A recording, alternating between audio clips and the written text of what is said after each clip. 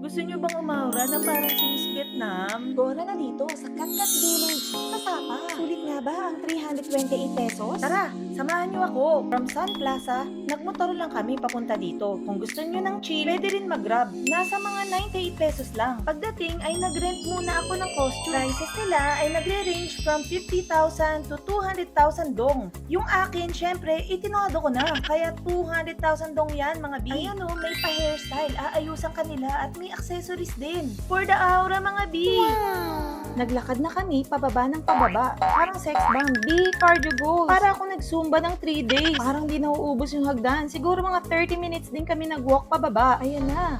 Welcome to Katkat Village. Alam niyo ba na ang Katkat Village is more than 100 years old? Tahanan ng Hmong ethnic minority. Makikita mo dito ang mga traditional houses. May mga stall din ng food at souvenirs. At syempre, may mga cultural shows. Parang time travel sa simpleng buhay. Bundok style. Ito naman ang sikat dito, ang Tienza Waterfalls. Nature vibes talaga at ang romantic. So, sulit ba ang 328 pesos entrance? Super sulit. Culture, nature, at Instagrammable rampa shots. So, don't miss Katkat Village when you go to Sapa, mga B. Yun lang muna. See you on my next vlog. Come on.